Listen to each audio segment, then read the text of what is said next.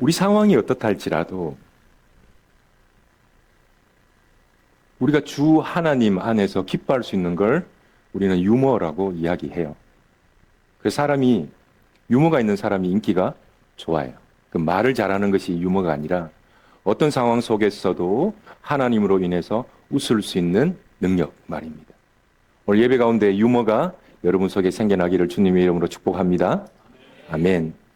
3장 1절부터 제가 한번 다시 읽어드리면, 오늘 은과 금은 내게 없지만 내게 있는 것으로 내게 준다. 너무나도 잘 알고 있는 그 말씀의 배경이 이겁니다. 잘 알고 계시죠?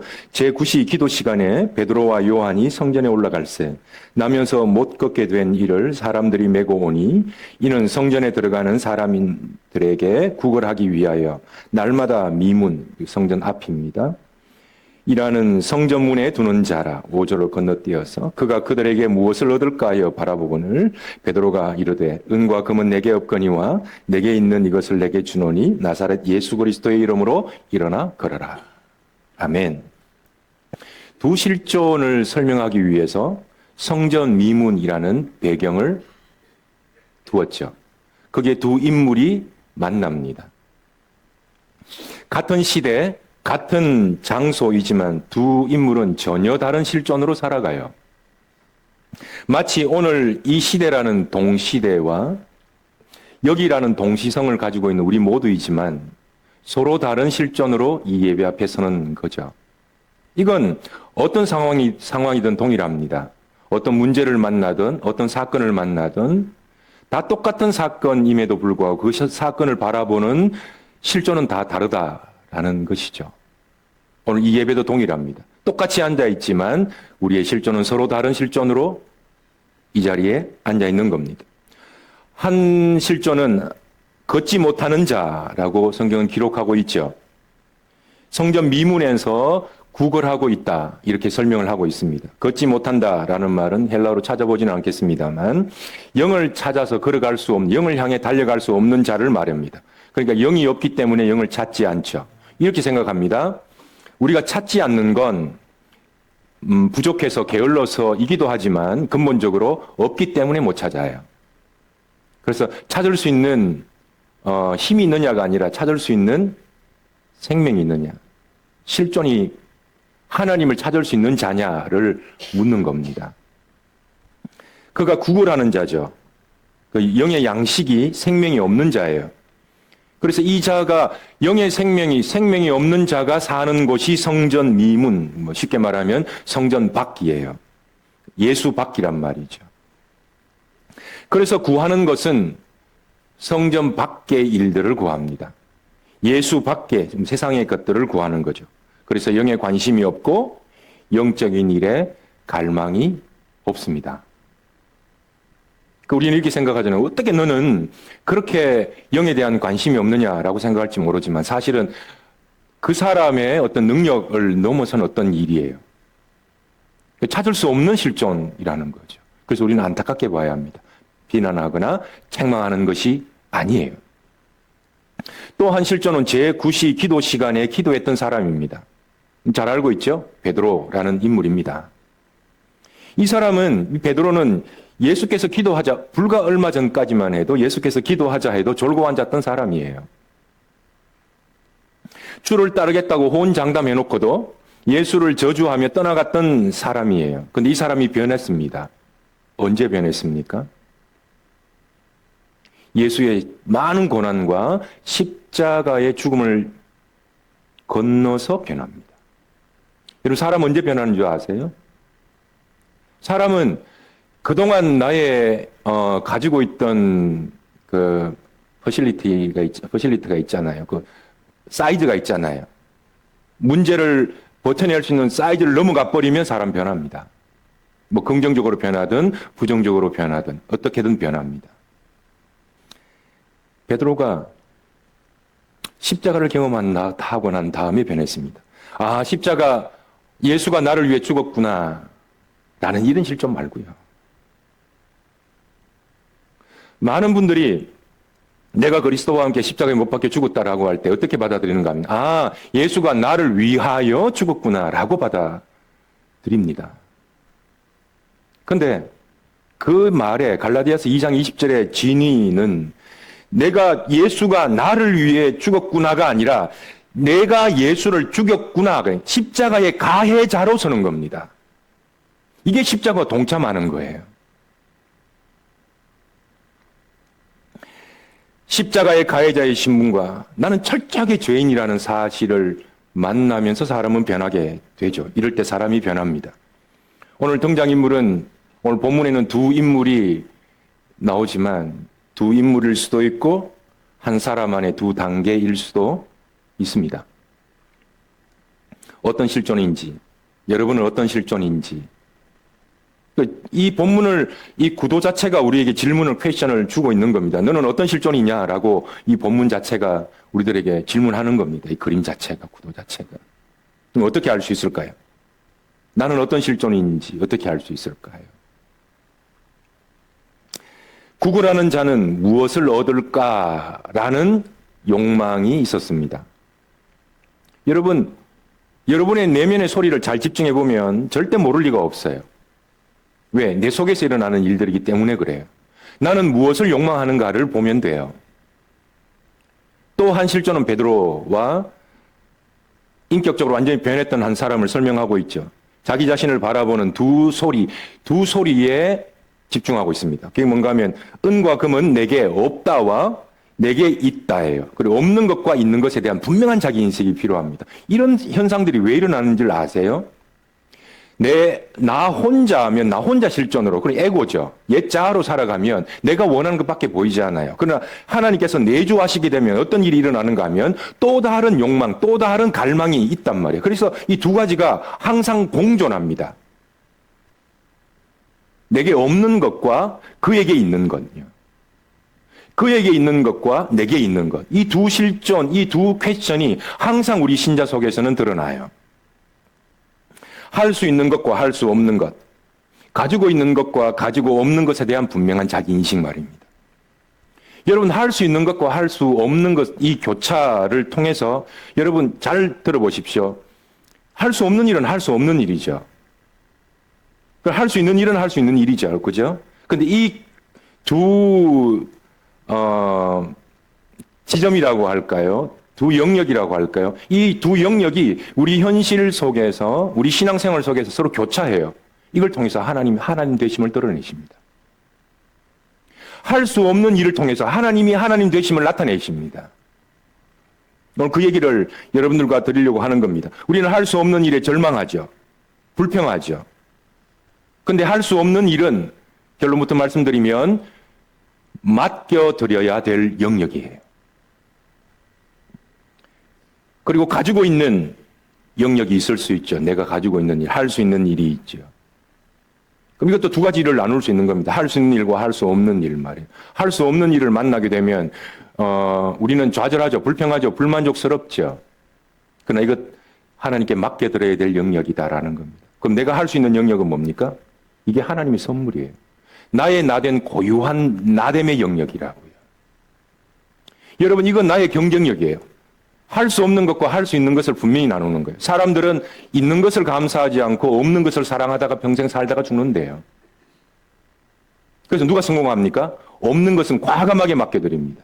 그리고 있는 것을 자기 경쟁력으로 알고 그 있는 것을 가지고 하나님 앞에 무기로 살아가는 거죠.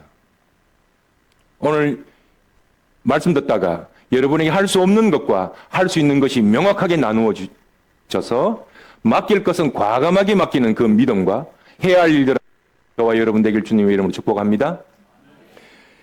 사람들은 자기 결대로 자기대로 살아가는 걸 아름답다라고 말해요. 제가 깜짝 놀란 한 단어가 있습니다.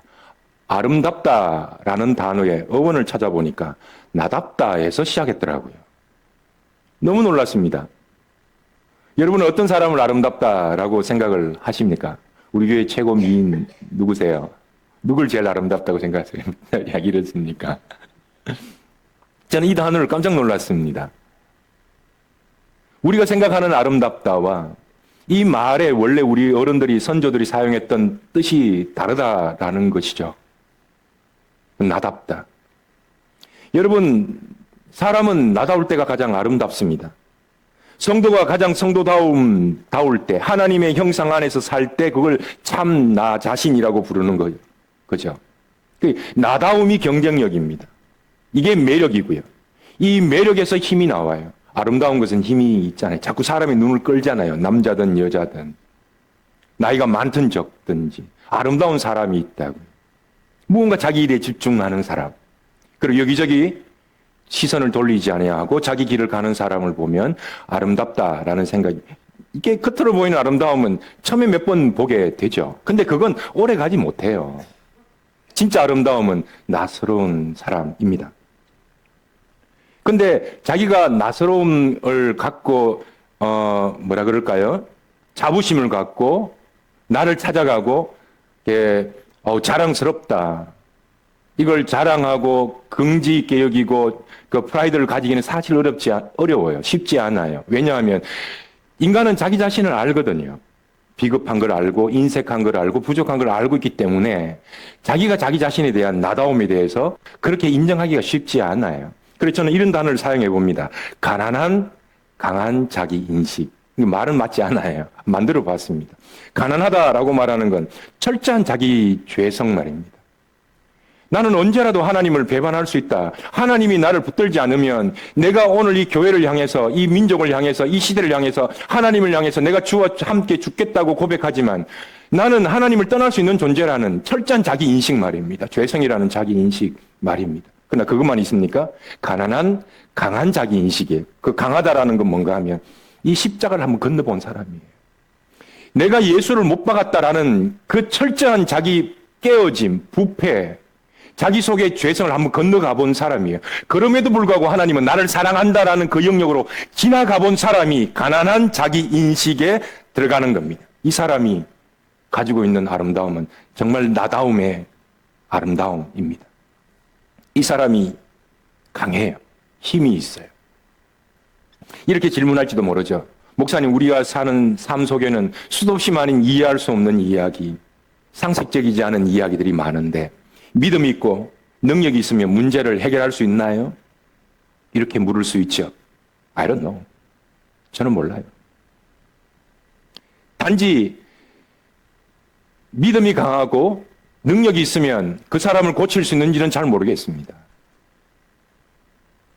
어떨 때는 제가 기도하면 낫기도 하고, 어떨 때는 내가 금식을 하고 손에 불덩어리가 되어서 해보면 안 나아요. 저는 잘 모르겠어요. 어떤 법칙이 있는 것도 아니에요. 근데 능력이라는 성경적 해석, 정의를 얘기해 보라고 한다면 능력이란 문제를 해결해 달라고 기도한 후에 문제가 해결되든 되지 않든 어떤 상황에서도 하나님 앞에 서는 힘을 능력이라 그래요. 기도 응답해요가 아니라 기도 응답 받은 것처럼 오늘 이 시대를 살아가는 것을 믿음이라고 말을 합니다. 만약에 우리 교회 부흥 주세요 했는데 부흥 안 주면 어쩔 겁니까? 하나님 수많은 문제들이 있는데 이 문제를 해결해 달라고 기도했는데 문제 해결 안 되면 어떡할 겁니까? 그 자리에 하나님 앞에 존재할 수 있는 능력 말입니다. 문제는 많은 사람들이 이야기하는 것처럼 목사님 저는 믿음이 없는 게 문제예요. 이게 제일 큰 문제죠. 믿음이 없는 게 문제라는 거예요. 그래서 오늘 제가 마지막에 여러분들과 이 믿음이라는 걸 도대체 여러분들은 어떻게 정의하고 있는지 매우 궁금해졌습니다. 여러분은 믿음을 어떻게 정의하세요? 믿음이 있으면 지니의 요술 램프처럼 없는 것이 생기고 마법 지팡이처럼 어떤 것이 이렇게 생겨나는 것, 해결되는 걸 원하세요? 그런 걸 믿음이라고 정의하시나요? 에베소서에 보면 다 같이 한번 읽어볼까요? 시작. 너희는 그 은혜에 의하여 믿음으로 말미암아 구원을 받았으니 이것은 너희에게서 난 것이 아니요 하나님의 선물이라. 믿음을 정의하기 위해서 첫 번째 믿음은 성경이 뭐라고 말합니까? 내 것이라고 말합니까? 선물이라고 말합니까? 선물이라고 말합니다. 믿음은 하나님의 선물이죠. 지금 질문해 보겠습니다. 파란 종이에 사서 선물 받았습니까? 노란 종이에 사서 선물 받았습니까?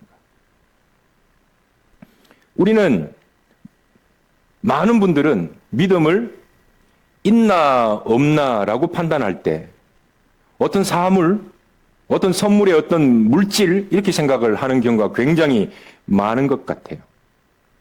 그런데 오늘 이 말씀을 우리말로 풀어보면 믿음은 선물이라는 말의 의미는 어떤 사물이나 물건이 아니라 하나님께서 내게 계심으로 나타나는 결과, 증거, 이것을 믿음이라고 말하는 겁니다.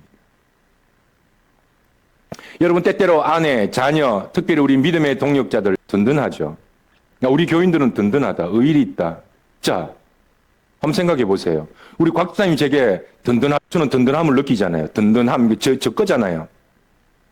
곽 집사님께서 저한테 든든함을 선물을 파란 포장지에서 줬습니까? 아니요. 우리 교회 성도들로 인해서 내 속에 생겨나는 결과 열매를 든든이라고 말을 하는 겁니다. 이게 믿음이라고요. 이불 밖으로 아빠 다리가 나와 있습니다.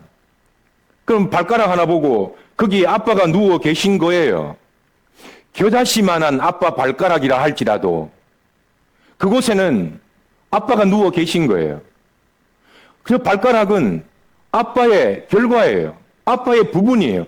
그래서 겨자씨만한 것이 있어도 그것은 하나님으로부터 온 거기 때문에 작은 겨자씨만한 믿음만 있어도 산을 옮길 수 있다라고 성경은 기록하고 있는 것입니다.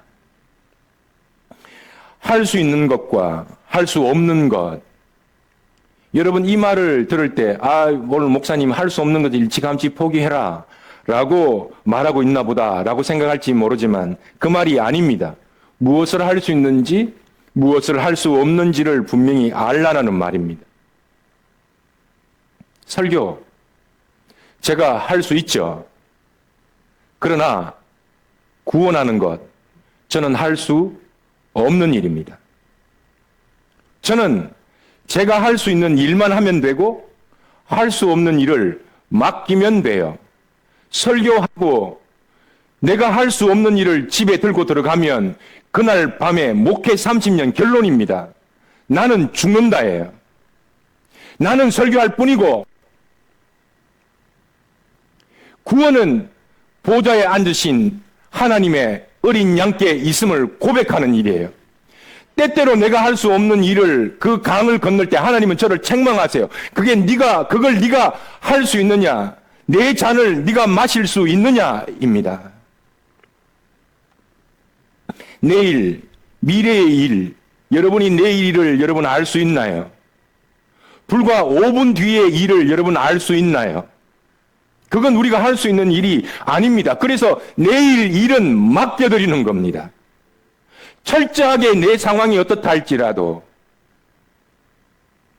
내 상황이 지금 어떤 상황을 거친다 할지라도 내일 일이나 미래의 일은 하나님께 맡겨드려야 될 영역입니다.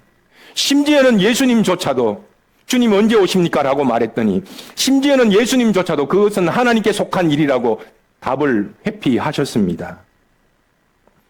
내가 할 수 있는 일은 오늘 주어진 우리 옆에 있는 사람들을 사랑하는 것이고 오늘 이 시간, 이 순간에 하나님 주시는 그 말씀을 귀로 들음으로 인하여서 내 영혼이 새롭게 되는 것을 누리는 겁니다. 여러분 이 주일날 이 한 시간의 말씀이 그냥 들리는 어떤 소리, 좋은 소리가 아니라 이 말씀이 여러분 두 귀에 들어가서 여러분의 영혼을 살릴 줄 믿습니다. 내 속에 있는 긍정적인 하나님 앞에 대한 믿음의 에너지가 나올 때 이 에너지가 여러분들에게도 동일하게 전달될 줄 믿습니다. 어떤 사람은 이렇게 얘기합니다. 목사님 저는 넘어졌습니다. 저는 지금 힘이 없습니다. 여러분 혹시 오늘 설명드렸던 두 실존 중에 구걸하는 자의 실존이라면 무엇을 얻을까? 교회 밖의 일 말입니다. 세상의 것 말입니다. 혹시 무엇을 얻을까라는 것 때문에 넘어지고 실족했다면 오히려 감사하시길 바랍니다. 여러분 그대로 살다 돌이킬 수 없는 지경이 되면 오히려 그것이 여러분의 독이 됩니다. 여러분이 노력한다고 돈을 벌 수 있습니까? 여러분이 노력한다고 내일 일을 바꿀 수가 있습니까? 아무리 걱정하고 아무리 울고 아무리 몸부림쳐도 될 일은 되고 안 될 일은 안 됩니다. 믿음은 그걸 바꾸는 것이 아니라 그걸 믿음으로 받아들이는 걸 믿음이라 그래요. 그 가운데서 다시 일어나서 새롭게 시작할 수 있는 걸 능력이라고 성경은 말을 하고 있습니다. 만약에 그 세상 밖의 일로, 세상의 일로 넘어졌다면 그냥 조금 더 누워 계시면 오히려 더 낫겠다라는 생각을 해봅니다. 애써 일어나려고 하지 마시고 하나님 품 안에 조금 더 머무셔도 상관없습니다. 오히려 일이 없어지고 오히려 내 마음이 절망될 그때에 조금 누워서 쉬시는 것도 좋습니다. 할 수 없는 일은 하나님의 영역이고 하나님의 하나님 되심을 나타내는 영역입니다. 여러분 잘 생각해 보세요. 여기는 내 영역, 저기는 하나님의 영역. 하나님의 영역은 우리 인간으로 이해할 수 없는 겁니다. 그래서 우리가 이해할 수 없는 일이 나오는 겁니다. 왜냐하면 이해할 수 없는 일을 행하시려고 하시기 때문에 그래요. 상식대로, 상식만큼, 내가 이해하는 만큼 행하시면 그분 하나님 아니에요.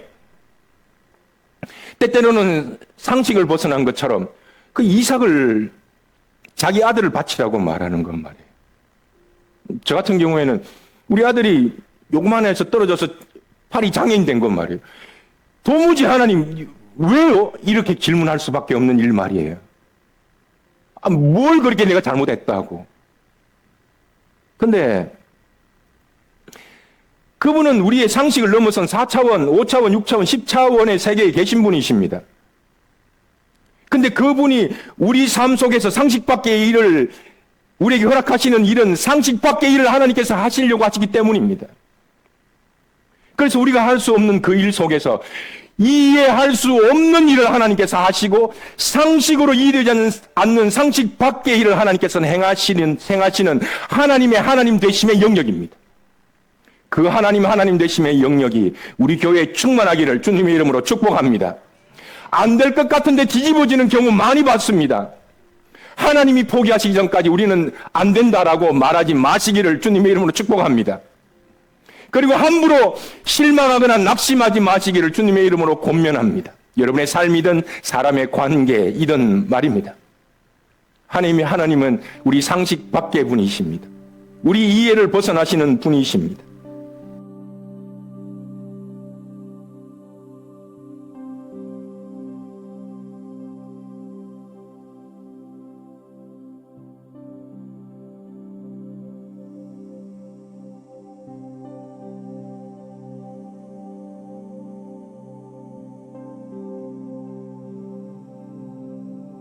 여러분 눈만 뜨면 세상의 소리, 세상의 뉴스들은 무엇을 얻을래? 라고 질문을 던지잖아요. 그래서 그대로 살면 우리의 영혼이 망가져 버려요. 끊임없이 우리를 매니지먼트하지 않으면 우리의 귀와 눈이 계속 거기에 노출되어 있기 때문에 죽어버려요. 영혼이 죽어버려요. 무엇을 얻을까? 라는 질문이 들어올 때 나는 무엇을 할 수 있지? 라고 들어가면 병듭니다. 몸이 병들고 마음이 병들어 버리고 영혼이 병들어 버립니다. 무엇을 할 수 있을까가 아니라 내게 있는 것은 무엇이고 없는 것은 무엇인가를 정확하게 인식하는 겁니다. 내게 없는 것은 걱정하는 일이 아니라 맡겨드려야 될 일입니다. 이해되지 않더라도 해석되어지지 않더라도 내가 할 수 있는 일은 나의 나다움, 나의 색깔. 이 사람이 아름다운 사람입니다. 여러분 속에 오늘 이 하루만이라도 나의 나다움은 뭘까? 잘 이렇게 자기 자신을 사랑하기 힘들어요. 그래서 믿음이 필요한 거라고요. 나의 나된 것, 작은 것이라도 하나님께로부터 온 것이면 감사하시기를 주님의 이름으로 축복합니다. 할 수 없는 일은 과감하게 맡겨드리고 할 수 있는 일은 이게 나다움을 위해서 주신 하나님의 것이구나.